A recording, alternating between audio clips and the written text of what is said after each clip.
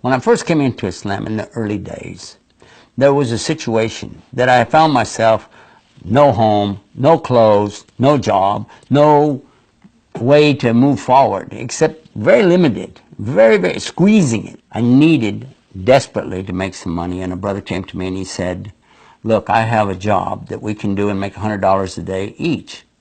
And I said, really? He said, yeah, and it's right over here in Wichita. Now, I'd lived in Wichita Falls, Texas, and we used to call it Wichita. We take off. He said, I've got the road map, I'll figure it out. Just go this way, go that way. I said, we're not going the right way. You're heading us up on 35. We need to turn and go up 287 and get up to Wichita Falls that way. It's not that far. We can just go over there. He's like, no, I know what we're doing. I know where we're going. I said, all right. But by the time we hit Oklahoma, I said, I'm sure there's a problem here because you're going into Oklahoma. Now, this is not the right way. He said, yeah, and then he showed me on the map, and I looked at it and I said, that's Wichita, Kansas. He said, yeah, that's it. It's not that far. I said, oh, man, are you serious? This old bus ain't going to make it up there. It's got muffler problems. It's got manifold problems. It's got a lot of problems with it. He's like, oh, come on, we can do it. So we drove up there. When we come back down, things started to change. Going up, it had been cold. But all of a sudden, it started getting hot. I don't know where the heat came from. It didn't last long, but long enough, because when it started heating up that manifold and heating up the exhaust system on there, it started firing straight out because the muffler system had pulled away, and the block of the motor was shooting fire, a stream of fire out every time the pistons hit. It boiled the oil, and there was no oil left in the motor. So there was a rod that broke. You know, the rods hold the pistons. They go like this. And it broke and came out the side, and when it did, the oil came out, and that's what caught fire first, was the oil coming out of that thing. And so what it meant was that any gas come in front of that thing, boom, and that's exactly what happened. I went into the hood, and I'd already burnt my hands up on the hood trying to get it up, and I'm beating on that fire, trying to put it out with that blanket. And I'm thinking, this can't be happening, this can't be happening. Why is this happening to me? When I grabbed the fire extinguisher, I was thinking to myself, the one thing I did right, and when I bought this fire extinguisher 2 years ago, you know, that was smart. Yeah, grab it out of there, pulled the pin out, and squeezed the trigger, you know. And I'm thinking, this can't be happening, this can't be happening. Why is this happening to me? And when I got the fire out, then I realized I'm out in the middle of nowhere. I need to get to a truck stop or someplace. Then it started snowing. I tried to get a ride back into town. Nobody, even the one that owned the junkyard, wouldn't help. He told me to go out to the roadside and get a ride. No, hardly anybody out there. I'm standing in the cold trying to get a ride. And the trucks are going by. And when they go by, I'm like, ah. A lady is the one who slowed down first to give me a ride. I'm like, no, I'm not going to do that. You know. Then she also thought about, well, a guy wearing a dress. You know, that looks kind of funny. I dressed like this back then. I even had the imama, or, you know, the turban on.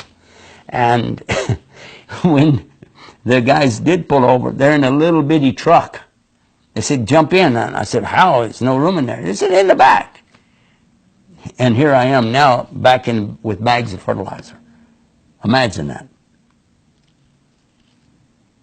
that. Hog fertilizer, by the way.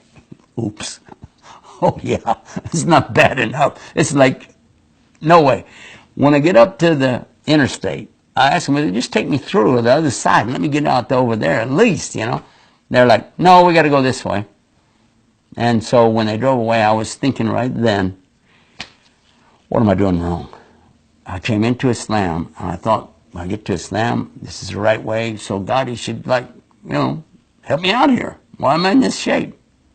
But it came in my mind. This is not your deal. This is his deal. You said you want it. This is it. Take a deep breath. He got up on the side of the road and started trying to get one of the trucks to pull over and give me a ride. Nothing. And now it really started getting colder and windy, and the snow's getting worse. You know what happened? A red car, a Lamborghini, came over the top of the hill. Now I'm standing out on the side of the road, freezing to death, in clothes that don't fit with holes in them. And here comes a big Lamborghini coming up, big red. Oh, I love red cars. Coming over the top of that hill. And I thought, oh, brother. And when it passed me, it stopped. I went, uh-oh. What's wrong with this story? He started backing up real fast. And I said, oh, okay, the guy's going to run over me, you know. I said, get back out of the way. I don't know what this guy's doing. And he got up even with me, rolled the window down. Now I'm thinking, in Texas in the old days, we would have said, hey, buddy, you tired of walking? Yeah. Okay, run a while. It'd take off. I figured he's going to pull a joke on me, something like that. Instead, he said, can you help me? I'm going, that's probably the funniest story I've heard today. You need help from me? But I had to be serious, so I said, yeah, what can I do for you? He said, do you mind to ride with me? Because I can't keep my eyes open. I don't know what's happened to me, but I just feel like I'm going to fall asleep. He said, I don't know if I'm even driving straight. I've got to get down to Canton, Texas. Well, I know exactly where it is. I said, sure, yeah, why not? I got in the car with him, and he said, but I need you to talk. Talk to me. Keep me awake. I said, what do you want to talk about? He said, anything. Talk about anything. I said, like what? He said, well, let's start with why you're standing on the side of the road and smell like fertilizer. I said, yeah, that's a good one. So over the course of the next half hour, 45 minutes, I began to explain to him the story of how I got into Islam and how I wound up being on the side of the road there.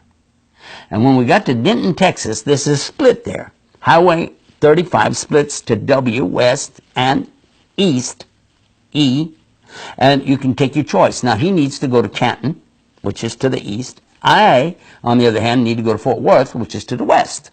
So when we got there, I was thinking, okay, now I got to get out here. It's a truck stop. I'll see if I can get a much better chance of getting a ride here. Then he said to me, do you suppose it would be all right? Would you accept if I could just, take you to your destination? Because I'd like to hear the rest of that story. I said, excuse me just a second. Let me see if my schedule would permit that. Yes, I do have an opening. No, not really. Well, I was thinking, I can't believe this guy. This is too much. I said, oh, yeah, okay. So we went on. We went to Fort Worth. And over the course, I was able to finish the story, tell him exactly what had happened, transpired, brought me to the point where I was. And look at what he said. He said, in my religion, he told me what branch Christianity was in. He said, it is split, it's divided up, there's a lot of problems, and I've lost all my faith in it. But what you said gives me a lot of faith. Huh? He said, this gives me a lot of inspiration. The way you overcome these things. I said, I didn't really. I'm just trusting him, and he makes things happen. He said, I'd like to know so much more. I was a brand new Muslim in those days, very brand new. So I didn't have, in preparation, I didn't have anything with me to give him, nothing, no cards, no websites in those days. What can I give him? So when we got to the destination, we got out of the car, went in, I found some pamphlets. I gave him a couple pamphlets, Human Rights in Islam, The Concept of God. Those two main ones that helped me so much when I came in. And do you know, subhanAllah, after he took those, he promised me, he said, I'm going to read these and see what I can do. But this sounds like my way. And he drove off. He didn't any more than drive away. Then the brothers who owned the house showed up and they said, oh, you're back. I said, oh, I wish you would go catch this guy. You need to tell him about Islam. I don't know how to tell him. And they said, well, I don't know what we would have done any different. And that was the minute that I decided my life has to be dedicated to be able to communicate this message to people in the English language. That inspired me to do what I do today. That keeps me going, knowing there are other people out there who are in a lot worse shape, don't have a clue. They need to know what our purpose in life really is.